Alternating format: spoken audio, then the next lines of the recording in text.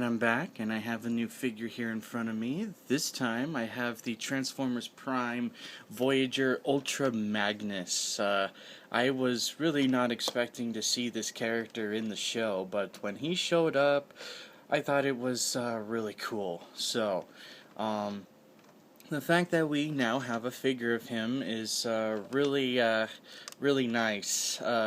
So here he is in his truck mode here, and he's got some nice, kind of like a light blue paint here. He's got some like silver, like a little bit of that silver striping there.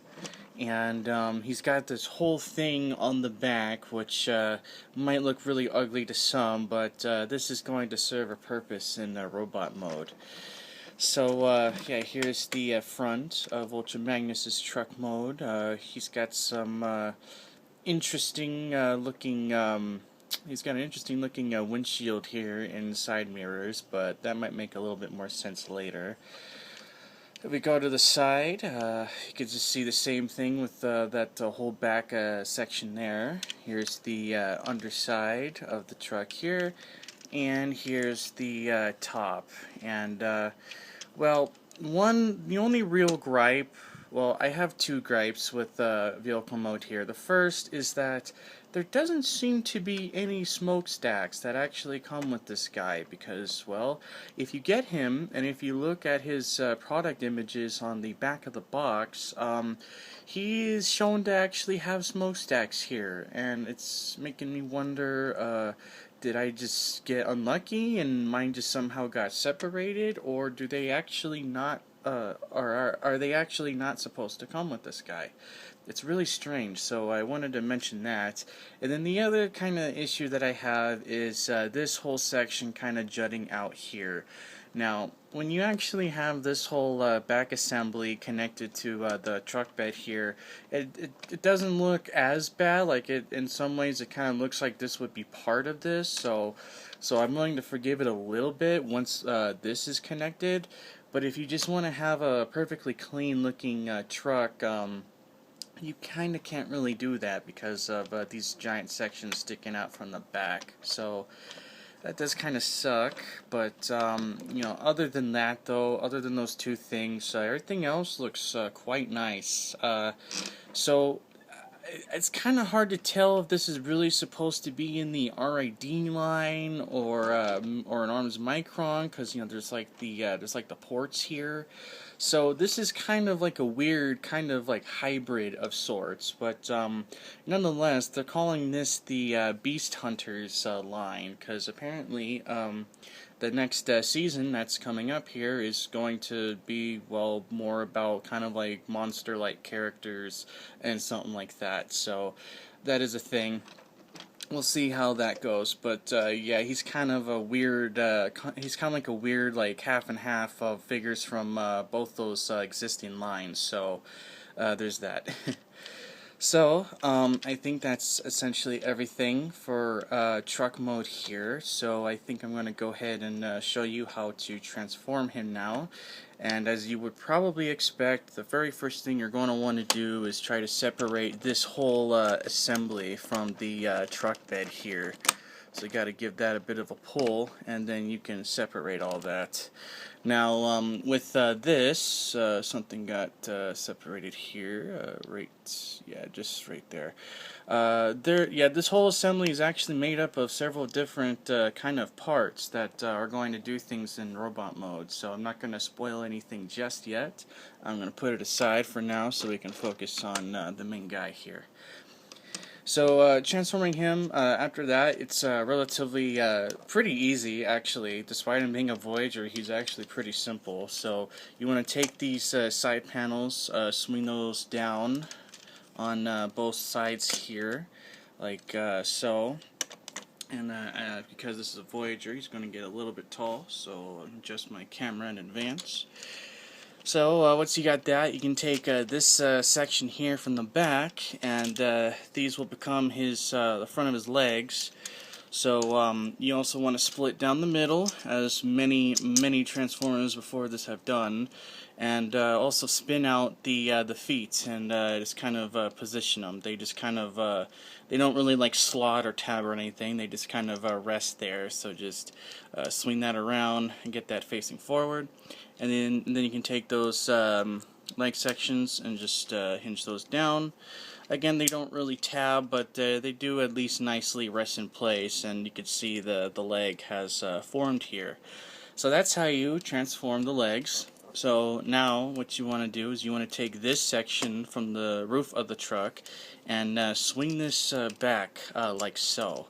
And then once we got that, you want to take this section and kind of separate it from the kind of like lower half of the truck there, and then also swing his hands out like that. So once you got that stuff going, what we can do here is we can actually split the arms, and you also want to split the roof of the truck like that. So once you got that going, this part's a little bit weird, so be sure to kind of pay attention here.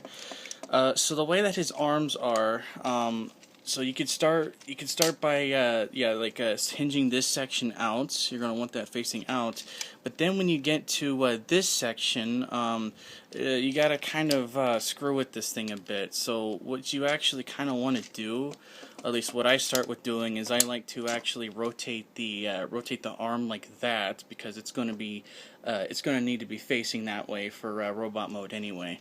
So once you got that going on both sides, just grab that section, swing that out, and then swing the actual arm, something like that. So once you have that, what you're going to want to do for these, what are going to be the like shoulder sections here, well, actually before we do that, let's go ahead and do a couple of other little things here. So you actually want to take these sections from the truck and swing these down, and then also rotate these sections up, and this will just kind of like loosely kind of slide into itself back there like so. Let me adjust my camera slightly more. There we go. So once you do that, you can take this section, swing that back. That will reveal his head. And then you can take this little piece from underneath the what will be the chest, and make sure you swing that around before you do anything else. Once you got that, you can take this whole kind of assembly and just kind of like shift it up and in on itself, so that these sections can hook onto the sides of the lower chest there. And now you can see Magnus starting to come together here. So now, redirecting our focus to the shoulders, yeah, they look very weird at first here, so you actually want to rotate these around like so, and also kind of shift them down to get the proper looking shoulder assembly there. So make sure you do that on both sides, like so. Make sure you shift that down, and keep that little roof of the truck hinged out as well. And once you have that, and just kind of once again position things to your liking, here you have Ultra Magnus in his robot mode, and yeah, it's pretty show accurate. It's pretty nice. Unfortunately, I think some of the paint detail gets a little bit lost in this mode, because there's a lot of gray kind of like all around him, but he does still have a nice amount of that blue, and even like a darker kind of shade of blue and spots. So it's not, so yeah, it's not like really bad. So yeah, here he is, and for those of you who own the Voyager Optimus from RID are going to notice that this is actually essentially just a retool of that figure. So Unfortunately, he doesn't have a fully unique mold here for the Earth mode truck. Yeah, for the Earth mode truck that he has. Now there is another Ultra Magnus figure that's more or less his, like, I guess, Cybertronian look. That is its own unique mold, but has a really, really weird looking Cybertronian truck. So, unfortunately, if you want to have the proper looking Earth alt mode, you kind of have no choice but to get this guy. But I mean, it is what it is. But it's okay because I think he still wears this mold relatively well. Make sure these little panels are up here.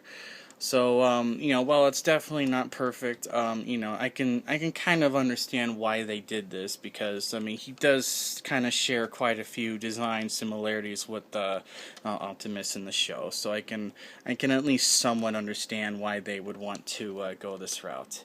So for his articulation, his arms will move pretty much 360 here. If you can just move that little back panel a little bit. Bend at the elbow, very nice. For transformation, he can only move his hands up a little bit, so unfortunately no kind of swivel there. He does also have a rotation at the elbow, which is kind of nice, which I'm going to be using for something a bit later here. His head can move around, not super far, but he can at least look to the sides a little bit. Nothing at the waist due to transformation. His legs can move forward about that far, and for going back about that far. Got the bend at the knee, as you'd expect, very nice. And then his feet here can tilt, and well, they're on ball joints, so you can get a nice range of movement there. So there's Ultra Magnus, his articulation. And now to focus on some of the stuff. To focus on some of the stuff that he comes with here. So he comes with this whole huge junk assembly thing. So how this is going to work is these are going to untab from the sides. These are going to be missiles, if you kind of couldn't tell already. Like that. And one of them fell off the thing. There we go.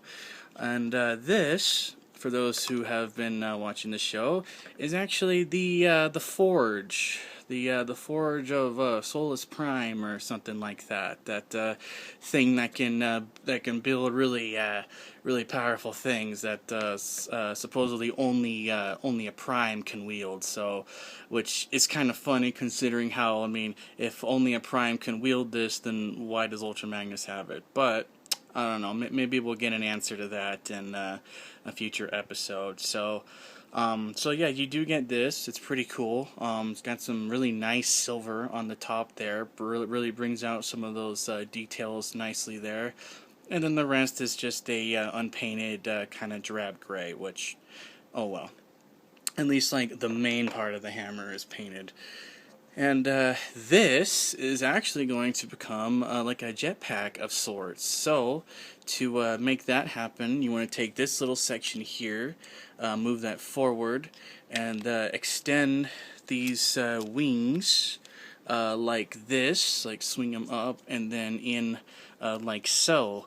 And the way that this is going to connect to Magnus here, well, what we need to do, we need to first bring him over here. You actually want to kind of rotate these panels down a little bit, because you're gonna see why in a second. So you also want to kind of move that little piece up a little bit, and this is going to kind of tab like right here on the on his top section there, and then down here, these are just kind of going to slot into those like kind of angled gaps there, like so. So you can give him that like wing pack thing, and oh boy, he looks pretty cool. He looks quite cool with that wing pack there. And so also what we're going to do as well is we're going to take those little missiles, and we can actually plug those into the you could plug those into the shoulder assemblies up there, like so, on both sides, like that. And now he has his missiles, which is, I think, yeah, I remember G1 Ultra Magnus had shoulder missiles, so I'm pretty sure that's mainly to homage that G1 Magnus design, which is already kind of cool in itself. So you can have his missiles up there. And then lastly, for the hammer, the Solus, whatever you want to call it, he can just hold that in his hand, no problem. So you can have him completely armed up and ready to do whatever needs to be done. So pretty cool, I'd say. Now, again, I don't really know if he's going to really be doing any of this in the future, but even if he doesn't, it's still kind of cool that you can. It's still kind of cool that you can at least do this to some extent with the figure here. So, there's that. One more thing you can actually do with those missiles, if you don't want to do the G1 Ultra Magnus thing, you can actually hinge the top of the shoulder down, and this will actually kind of plug in, and you can actually kind of like, it's like a friction thing, so like if you push it hard enough, it'll fly out. So you can also do that if you really want. Personally, I don't really care for that, but hey, that is a thing you can do if that is something you really want. So, yeah. So there he pretty much is. He's very cool. Again, unfortunately, he's not a completely unique mold. He is a retool of the RAD Voyager Prime, but if you don't mind that, and if you like the stuff he comes with here, then I would definitely recommend picking this up if you want the, if you want the on Earth accurate design for Ultra Magnus here. So with that, that's everything, and I hope this was informative.